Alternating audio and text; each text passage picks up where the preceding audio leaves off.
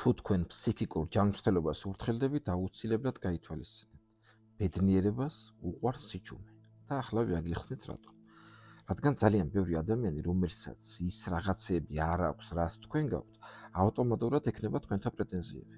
მათი ლოგიკა ასეა მოწყობილი. როგორ გაქვს ბედნიერების უფლება, როცა მსოფლიოში ამდენი უბედური ადამიანია.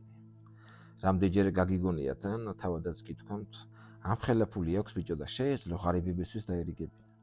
ეს არის აზროვნება, რომელიც დაფუძნებულია ინფანტილიზმზე. ხშირად ამაშიც თან იმალება პირდაპირ შეტევა.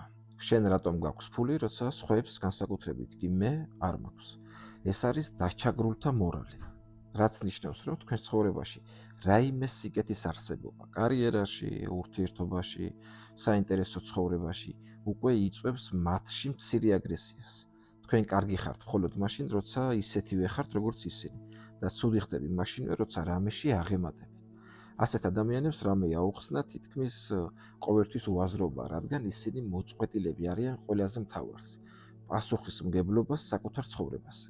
მათთვის ბრალი ყოველთვის სხვაშია, გარემოში, ადამიანებში, სიტუაციებში, ყველგან გარდა საკუთარი თავისა. ამიტომ ვსჯობს, რომ თქვენი ცხოვრების რაღაც ნაწილი საიდუმლოდ, პირად სივრცეც შეინახოთ. ეს რაც მთავარია თქვენ ცხოვრებას განსაკუთრებულ ღირებულებას მისცემს. ვიცი რომ დიდი სურვილი შეიძლება გქონდეთ, რომ მთელ სოფლიოს მოუყვეთ თქვენი წარმატებები. მე თქვენი ძალიან კარგად მესმის, მაგრამ სამწუხაროდ ყველა ადამიანს არ შეუძლია მოგცეთ ის რეაქცია, რასაც ელოდებით მათგან. ზოგი ცხოვრობს ესეთი უცნაური პრინციპით. ვისაც აქვს რესურსი, ის ჩემი მტერია. და თუ თქვენ ემოციურად გრძნობიარი ადამიანი ხართ, ასეთები ძალიან მარტივად შეგირიყებიან ფსიქიკას. ამიტომ ჩემო ძირფასებო, იარეთ წყნარად, ლამაზად და ყველაზე მეტად იზრუნეთ საკუთარ თავს.